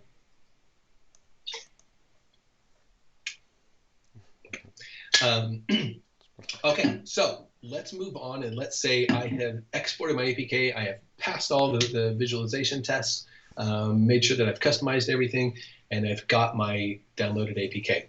I am going to switch over, hang on for a second here, to my seller portal page. And let me sign in. Okay, so I'm on my seller portal page, and I'm going to add a new application. I'm going to add the Galaxy themes. Hit next. Okay, so this is what your new app page looks like. It automatically defaults to going to your binary upload page. This is that APK file that is generated when you export your APK. It actually ends with APK. So you would click on Add Binary, and you would go and search your hard drive to find that downloaded, exported APK file. If you've created a version for 2020, 2019, you would upload multiple binaries. Let's say in 6 months, you're like, you know what, I want to make an update to my theme. I want to make version 2. I'm going to go ahead and change, some font colors. Maybe you've got some feedback from some users, and they're like, you know what, it's kind of hard to read certain fonts. Even though it passed the test, it's maybe their suggestion. Listen to your users. So you would make version 2. You would upload your version 2 to here. What that does is that makes it where the Galaxy Store will go and release your highest version. That's why it's important to start with version 1. Then as each time you add a binary, you go version 2, version 3, version 4. Okay, going over to app information, I always click this advanced tab right away. It just adds more options down in here. You'll see. App title. This is what users will see when they are looking at your theme to purchase it. You have a description area. Tags. Had I not hit advanced, if I just left it at simple, there are no tags. So I would just go to advanced. Tags are searchable terms. So if someone is searching for summer, they want themes that have to be related to summer. They would, if you type the word summer here, your theme will show up. This is where you can upload those ringtone sounds, the alarm tones, all the different sounds that are used in your theme. Users, when they're deciding to buy your theme, they can decide, they can preview those ringtones and those notification sounds before purchasing your theme. So go ahead and upload your themes there. I'm sorry, go ahead and upload your sounds there. This is where you're selecting different categories. This helps, if people are searching themes and they only want to search for a blue theme. Had I selected, color palette blue, my theme would show up in blue. Let's say for this, I would say mine is nature. So now under topics, I get to select nature as my theme. Supported languages. You have to add a supported language. So my theme was done in English. So I would come into here and I would select English. Okay. If I wanted to create a version, if I wanted to build a theme that was all of the text was done in French, so where it said notification, if that was all French, I would go under supported languages and I would select French as my supported language. That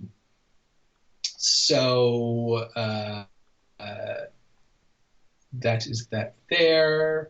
Some basic stuff in here. Open source URL. This is like for all apps. This isn't open source, so you wouldn't enter anything there. Privacy policy. If you had a privacy policy, again, if you were selling like a game or something, then yeah, I would think you could put something in there.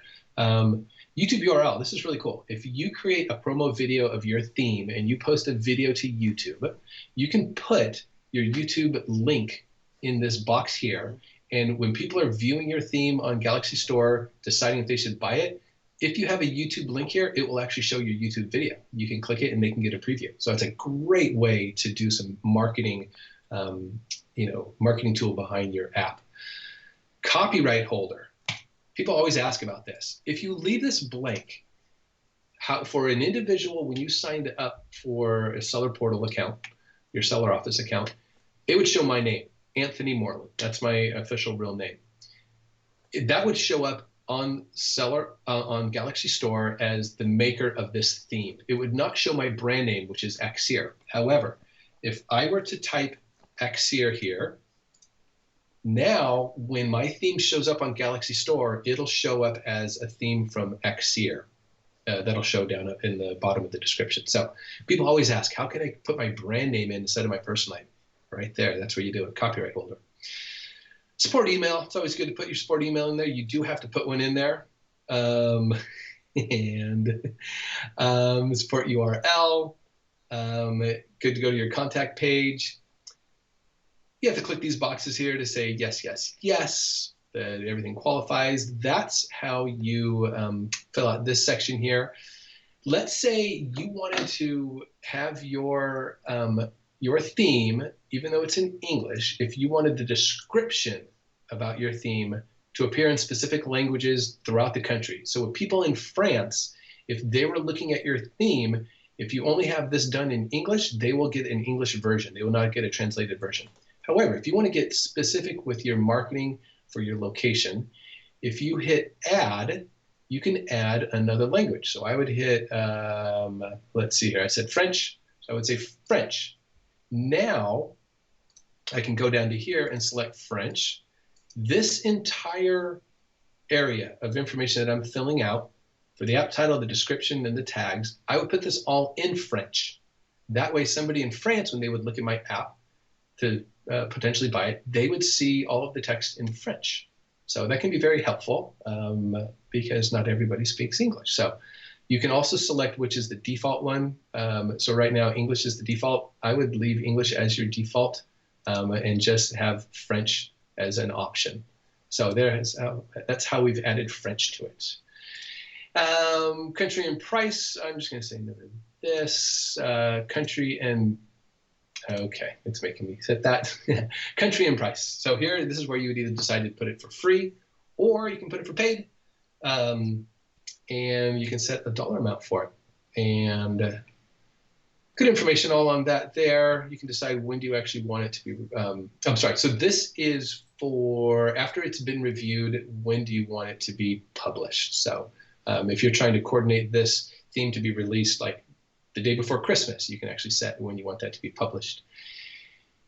Of course, you got to check that for US export laws, and then it's going to let me move on. This is for the review team. If you want to give some special notes about something about that they should take into consideration when they're reviewing your theme, this is where you would add that.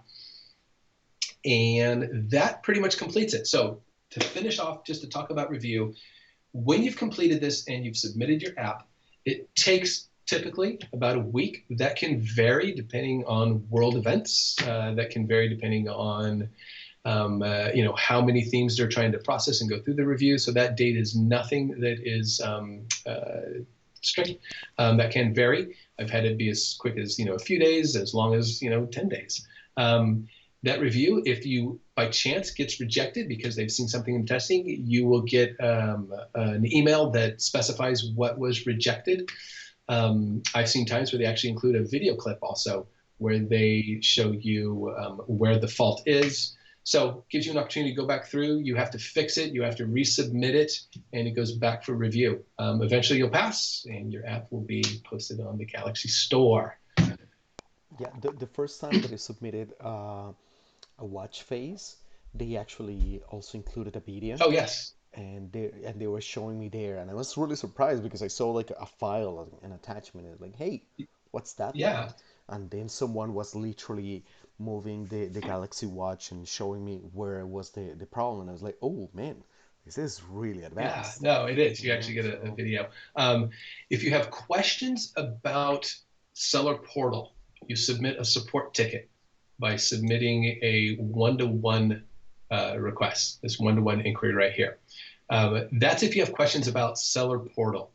If you have questions for us, for our developer program, if you have questions about using the tool, using Theme Studio or any of our other tools, Galaxy Watch Studio is what we use, is what we have for designing watch faces, you would go to developer.samsung.com and go to developer support there.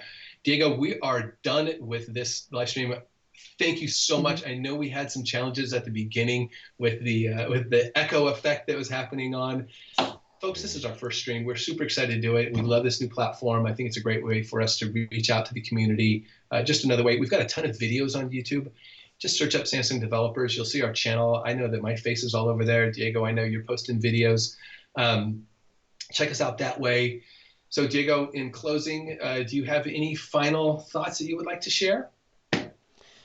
I'm going to change the screen so we can share the contacts, but because we have seen the echo, so give me a second before we talk again. Yes. And so hopefully with that, I will remove the echo. So just give. Sure.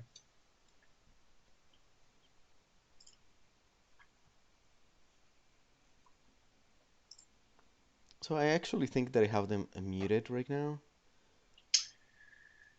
So that should be okay, I think. So yeah, the only thing that well, of course now your face is not correct. Uh, yeah, of course I have to kind of like change everything like on the fly, like the worst possible way. But okay, here we go. There's a Tony. Um, and hopefully this doesn't have any echoes. You should be able to see the contact information. Some of these links I have shared on the chat. And if not, well, you can take a screenshot right now here. If not, the best way that you were able to see it pretty much during the entire stream was to use the developer.samsung.com page, and you are going to be able to find their information about everything that Tony was talking about, and also support, contact, also well, tutorials, blog posts, some of the ones from Tony that I added there. And then if you guys are going to hang out for a second in the live chat, I'm going to leave the stream there. And of course, you guys can put more things there that we're going to check later. The thing that I would like to ask you guys is what other topics you would like us to talk about. So not just on the design side, that quite likely Tony is going to be the leader there, but also on the development side of things. That's where quite likely I would take a little bit more, and I will show you some code. It could be gaming, it could be a little bit more like watch faces, watch apps, things like that. So I do think that we got a lot of content from Tony today, and he was like going through many of these things. But quite likely there are some specific topics that we could make like a smaller stream, half an hour, just focusing on one of them. So let us know, or something completely different that we didn't talk today. It was still long, so but there are so many other things that we can cover in the future. So let us know. And if you still have any other questions, if you still have anything else, well, you can find our contacts and let us know what else you guys think. Excellent. Well, Diego, thank you. Thank you very much. Super excited about us doing some more of these live streams. I think it's a great way for us to share our knowledge with the community. So thanks again. Ask us questions. Ask them in the chat. If you want to ask later, send us emails. Happy to help out. Or you can just post questions on our existing YouTube videos. I'm always answering those questions as well. Thanks a ton. See ya. Good. Bye, guys.